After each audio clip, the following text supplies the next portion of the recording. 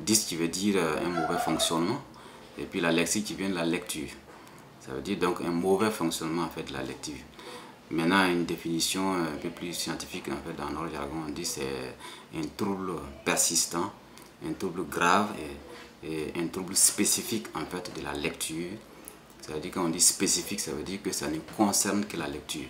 Il ne s'agit pas donc d'enfants ou de personnes avec déficience mentale. Et il ne s'agit pas non plus de personnes qui ne voient pas bien. Voilà, c'est spécifique vraiment à la lecture et donc c'est des personnes qui éprouvent des difficultés à reconnaître ou à identifier en fait les lettres en termes de graphie en fait sur papier. Mais par contre, des objets ordinaires en fait dans la vie courante, ces personnes voient bien. Voilà. Maintenant, pour compléter la définition, il faut que en fait il y ait un décalage d'au moins 18 mois entre l'âge de la lecture et l'âge chronologique en fait, de l'individu. Ça veut dire quoi? Ça veut dire qu'il faut que à l'issue du bilan, en fait, on puisse, le niveau de lecture qu'on va identifier chez l'intéressé, on va arriver à dire que la personne, l'intéressé en fait a un niveau de lecture CP1 par exemple, alors que l'intéressé par exemple fait la classe de CE2. Voilà, ou bien l'intéressé a peut-être 9-10 ans par exemple. Donc il y a un décalage entre 18 mois ou moins au minimum pour poser en fait. Donc vous convenez au moins qu'on ne peut pas poser le diagnostic de la dyslexie au CP1 ou au CE1. Contrairement à ce qu'on voit en fait dire en fait les gens en public bon, que mon enfant est dyslexique alors que l'enfant fait CE1 par exemple. Voilà, donc il faut qu'il y ait ce décalage là, ça c'est important, ça fait partie de la définition qui a été donnée en fait par la CIM10 en fait, qui fait partie de l'OMS.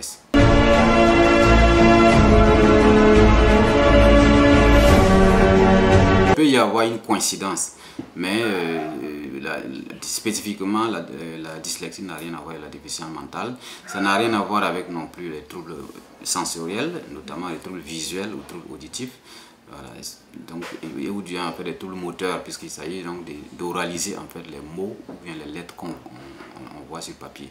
Ce n'est pas non plus des troubles moteurs en fait au plan pratique par exemple. Non.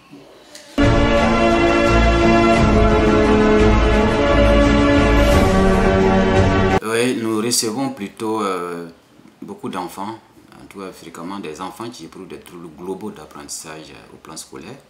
Mais en termes de dyslexie, tel que je venais de le définir, en termes de troubles spécifiques en fait, de la lecture, c'est assez rare.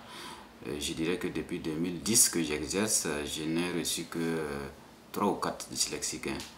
Voilà. Parce qu'il faut même le savoir qu'au plan mondial, il est défini, il est donné en fait par l'OMS en termes de chiffres, qu'il y a près de 3 à 5% des enfants en âge de scolarisation, 3 à 5% qui éprouvent en fait de la dyslexie. Voilà, donc vous voyez que c'est pas que c'est petit, mais quand même c'est un peu rare quand même. C'est un peu rare.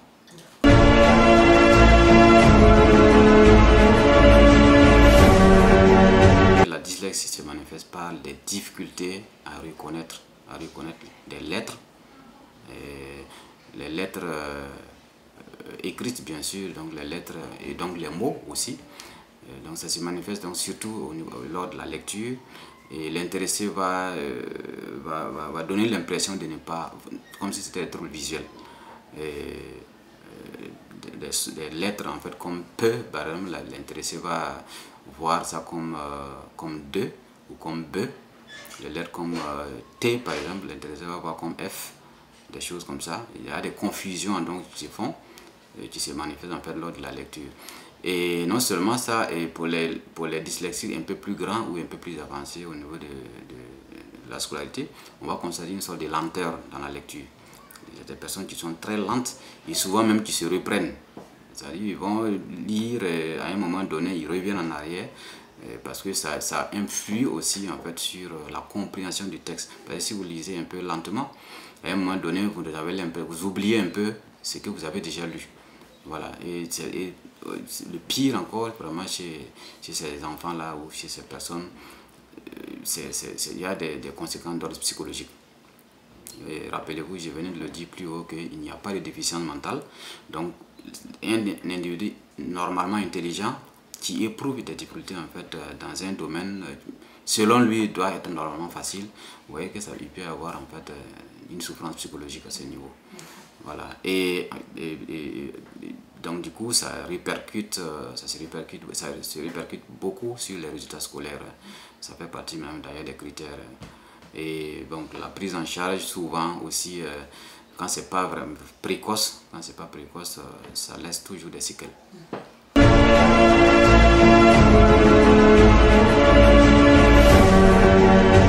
Bon, malheureusement, pour le moment, pas encore de façon précise. La tendance générale, c'est vraiment d'ordre héréditaire.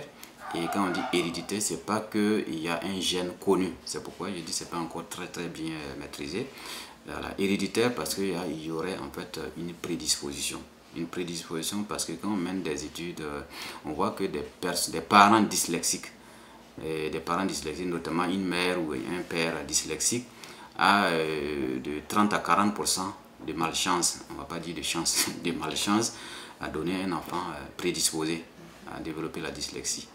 Voilà. Maintenant, il y a des aspects environnementaux ou d'ordre éducatif en fait, qui viennent maintenant engendrer ou viennent aggraver en fait la situation.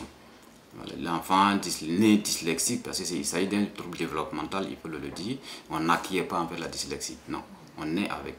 Et voilà. Et donc l'enfant qui naît avec et qui est exposé, généralement les premiers signes commencent dès la maternelle pour les enfants qui vont au préscolaire.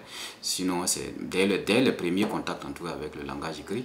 Il y en a même en fait dès les premiers moments de l'acquisition du langage oral, les premiers mots produits, on commence déjà à sentir pour des professionnels comme par exemple les orthophonistes peuvent en fait déjà prévoir ou prévenir en fait prédire plutôt que cet enfant est exposé, sans pour autant dire que c'est un dyslexique, mais il serait exposé par exemple, et au vu de certaines manifestations par exemple. Voilà. Donc c'est des choses, en fait, des aspects environnementaux, notamment l'enfant qui éprouve déjà ces difficultés compte tenu du comportement donc, de la famille ou bien au niveau de l'environnement scolaire, les enseignants par exemple qui peuvent s'adonner à des comportements donnés et non favorables en fait à la facilité, en fait, la facilitation des apprentissages, ça peut vraiment aussi aggraver ou même permettre un ancrage ou une installation plus précoce. Un enfant prédisposé à développer la dyslexie à partir du CE2 parce qu'il y en a plusieurs, je ne sais pas si on va en venir, il y en a plusieurs types, notamment 2 et sinon même 3, la dyslexie phonologique et la dyslexie de surface ou dyslexie lexicale et l'ensemble, en fait, les mix, une forme de dyslexie qui peut combiner les deux. Voilà, et donc la forme lexicale par exemple, la dyslexie de surface, ça peut se diagnostiquer en fait beaucoup plus tardivement. Voilà, c'est-à-dire un dyslexique phonologique et non plutôt lexical ou dyslexie de surface va apprendre peut-être normalement ou même les difficultés ne vont pas trop se sentir les premiers moments d'apprentissage. Et c'est vers le CE2, CM1, CM2 par là, ou voire même un peu plus, qu'on va se rendre compte que, parce qu'en ce temps, il doit devenir en fait un grand lecteur, et en ce temps, on se rend compte qu'il reste toujours un petit lecteur. Il y a plusieurs formes, plusieurs voies qu'on suit en fait, dès qu'on se met en fait, au contact de la lecture. Il y a la voie lexicale, il y a la voie alphabétique par exemple, comme on le dit, la voie indirecte et la voie directe. Quand je vois déjà un mot que je connais, que j'ai déjà connu, ce qui existe dans mon cerveau, je n'ai pas besoin de décortiquer syllabe par syllabe. Voilà, ça c'est la voie, la voie lexicale par exemple que j'emprunte. Et par contre, si je rencontre un mot que je n'ai jamais vu, ou un mot comme nous aimons le dire, je suis obligé de prêter attention à toutes les lettres qui composent ce mot-là. Et ça, c'est la voie phonologique. Et cet enfant est hors le début de nos apprentissages, on procède toujours par la voie phonologique, assemblage syllabe par syllabe, et ensuite on reconnaît le mot entier. Donc cet enfant qui est dyslexique par exemple de surface va pouvoir faire, il est capable de faire cet assemblage-là. Et c'est vers le CM1 ou CM2, ou voire même un peu plus, 6e, 5e, que normalement, à un certain âge, à un certain niveau, on doit abandonner cette voie alphabétique-là. Mais lui, il va toujours procéder par la sorte. Et c'est en ce temps qu'on va se rendre compte. Voilà. Bon. Mais si l'entourage éducatif ou familial, en fait, n'est pas propice à un apprentissage aisé, cet enfant qui devait commencer à avoir des difficultés vers 6e, peut-être peut avoir déjà des difficultés au CE2 ou au CM1. C'est pourquoi je dis non, l'environnement vraiment peut aussi jouer un rôle. Pas en termes de cause, mais en termes d'effets défavorables en fait des apprentissages.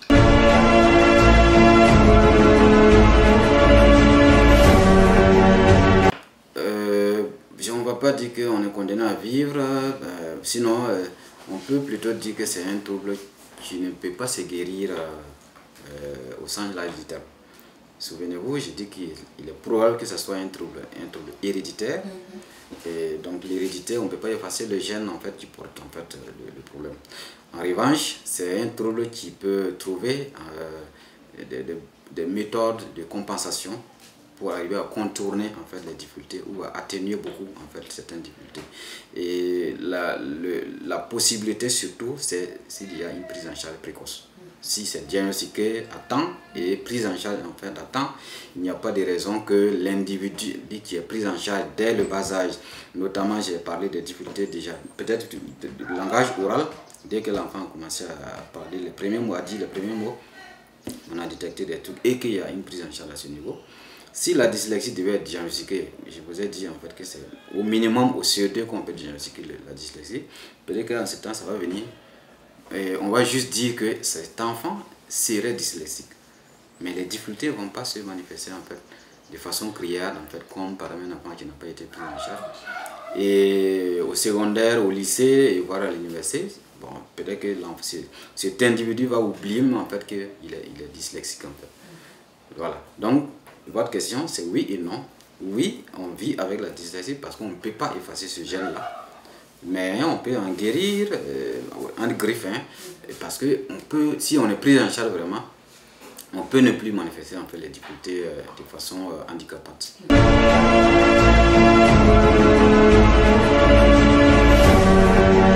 Absolument, absolument. Un enfant dyslexique peut bien réussir à l'école, avec aide bien sûr, avec aide. Bon, mais il y a aussi pour tout cette... toute maladie hein, ou tout handicap même, souvent aussi il y a l'investissement de l'intéressé lui-même. Même sans prise en charge, il y a certains, pour peu que la dyslexie par exemple soit de degré léger et que l'intéressé ne se décourage pas, par exemple, il n'y a pas de problème psychologique et s'investit lui-même en fait. Il y en a qui peuvent arriver en fait à s'en sortir sans pour autant dire que la dyslexie est guérie en fait.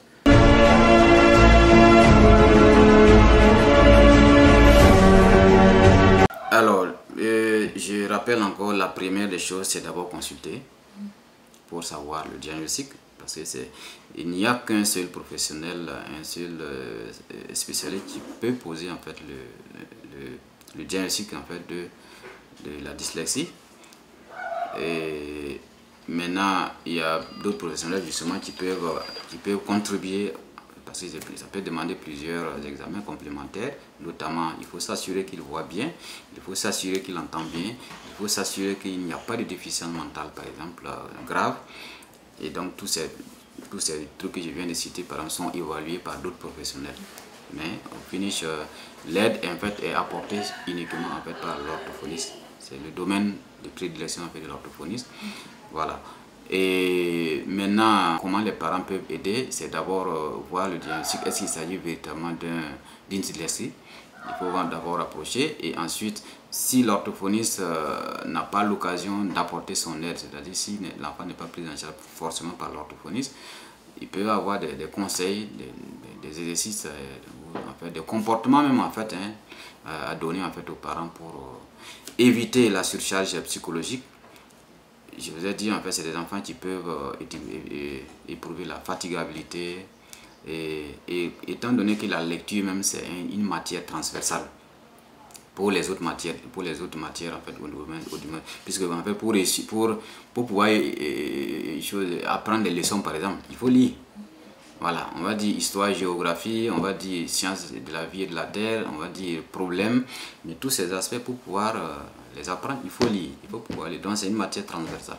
Donc l'enfant qui est dyslexique, par exemple, va se retrouver un peu brimé ou en fait moins compétent en fait, presque dans toutes les matières, peut-être sauf les calculs, où ce ne sont que des chiffres par exemple là-bas, il peut avoir moins de difficultés. Alors les parents peuvent apporter leur aide, genre par exemple s'ils veulent que l'enfant ait moins de difficultés pour apprendre les leçons, puisqu'il n'arrive pas à lire, on peut lui lire en fait les choses.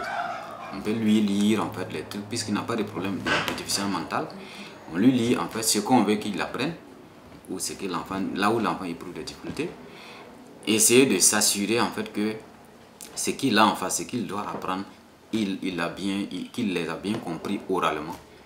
Voilà. Et ne pas vraiment adopter des comportements des comportements dévalorisants, des comportements de surcharge intellectuelle non plus. Bon, et tous ces aspects, c'est vraiment d'ordre comportemental que les parents peuvent apporter leur jeu.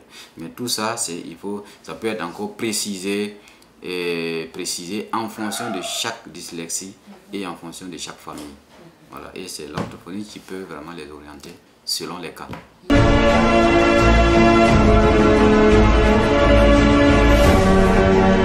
Alors, les conseils, le premier d'abord c'est de dire aux parents que la dyslexie est une pathologie, comme je venais de le définir plus haut, une pathologie spécifique et c'est à ne pas confondre avec les difficultés d'apprentissage d'ordre global.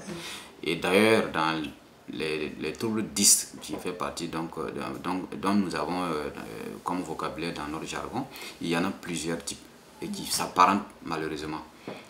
On a parlé donc de la dyslexie, mais une pathologie est en même temps parallèle, c'est même pas parallèle, qui existe en même temps forcément que la dyslexie, c'est ce qu'on appelle ça la dysorthographie.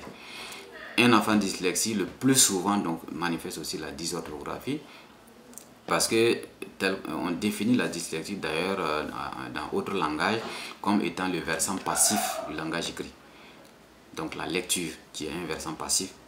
Maintenant, ça va se répercuter sur le versant actif du langage écrit. Le versant actif, donc, c'est quoi? La production, donc l'écriture. L'écriture, pas le geste graphique, mais plutôt comment faire appel en fait aux règles orthographiques, grammaticales, syntaxiques en fait. Quand j'écris, mais puisque je n'arrive pas à lire, donc je vais faire des fautes, je vais omettre des lettres, je vais mal formuler certaines lettres et du coup je commets en fait des fautes. Et c'est ça qu'on appelle la dysorthographie. Donc le plus souvent, il y a une comorbidité, on allait dire. Mais au-delà de ça, il y a ce qu'on appelle la dyspraxie. La dyspraxie qui est en fait aussi un des troubles spécifiques, on appelle ça concernant les gestes moteurs. Les gestes moteurs, ça peut être au plan praxique, comme le terme le dit. Donc le plus souvent, c'est des personnes qui ont des difficultés de langage oral même. Et y compris maintenant les troubles au niveau du langage écrit, donc l'écriture aussi, en ce sens, ça pose problème. Il y a ce qu'on appelle aussi la dyscalculie, des enfants normalement intelligents, mais qui éprouvent des difficultés pour les calculs. Dès qu'on parle en fait de la numération, faisant appel en fait des nombres, des chiffres, c'est la mer à boire en fait pour ce genre d'enfants. Donc aux parents de savoir qu'il y a toute une panoplie en fait de difficultés liées au langage écrit, liées aux apprentissages scolaires de façon générale. Donc il ne faut pas confondre dyslexie et difficulté de façon globale d'apprentissage scolaire. Voilà. Parce qu'on entend en fait dans la rue que mon enfant est dyslexique, alors qu'aucun professionnel n'a posé un diagnostic parlant de dyslexie. Pour peu que l'enfant éprouve juste un peu de difficulté de lecture, on parle de dyslexie. Alors que non, je venais de le dire plus haut, en fait, la définition est assez claire et assez précise. La dyslexie doit être diagnostiquée, voilà, suivant certains critères. Voilà. Et le deuxième conseil que je vais donner, c'est de savoir qu'il y a des orthophonistes, ou disons, ce sont les orthophonistes qui peuvent accompagner en fait la dyslexie. Bon, ils peuvent faire appel, selon les cas, à certains professionnels comme les psychologues ou bien certains paramédicaux aussi, et notamment les audiologistes aussi, pour s'il y a apparemment des déficiences auditives. Mais c'est exclusif, et surtout les orthophonistes. Et il y en a actuellement au Burkina Faso, à Ouagadougou et à Bobo-Dioulasso. Donc des adresses seront laissées en fait certainement à l'issue de cette interview. Ils peuvent approcher les orthophonistes et surtout le plus tôt possible. Voilà. Même des difficultés de langage oral peuvent prédisposer, peuvent déjà ou bien être considérés comme des signes d'alerte. Des signes d'alerte, il ne faut pas attendre. À 2-3 ans déjà, on peut commencer à prévenir en fait des formes de dyslexie. Et même pas seulement les parents, même les enseignants peuvent alerter en fait les parents à voir en fait les orthophonistes, mais eux-mêmes aussi c'est de savoir que justement il y a ces pathologies là. Et bon, heureusement que j'ai l'impression qu'ils ont des petites notions en fait, au cours de leur formation, même si c'est pas bien approfondi. Mais déjà quand on a des soupçons, voilà, il faut déjà approcher en fait les orthophonistes peuvent avoir vraiment des aides pédagogiques à donner aux enseignants dans ce sens. Il y a des aides qu'on utilise en fait pour améliorer ou faciliter en fait, la lecture en fait, chez les dyslexies par exemple. Voilà. Et s'il y a surtout une collaboration aussi entre parents et éducateurs, parents et enseignants, ça allège encore beaucoup et ça peut aider en fait à avoir une prise en charge précoce en fait de ces enfants-là.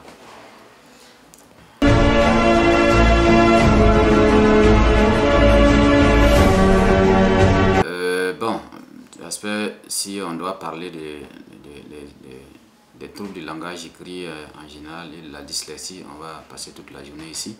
Mais c'est juste que les choses les plus importantes, je pense qu'on en a abordé, mais c'est juste répéter que les parents ont un rôle fondamental à jouer en fait, dans l'accompagnement des enfants. Mais de ne pas se tromper surtout des rôles, parce que des enfants qui s'adonnent en fait à des rôles de répétiteurs, quand par exemple c'est des enfants à difficultés spécifiques de ces genre sont aidés par leurs propres enfants, on finissent par être désinvestis, j'allais dire, et le rôle fondamental des parents qui est le rôle psycho-affectif.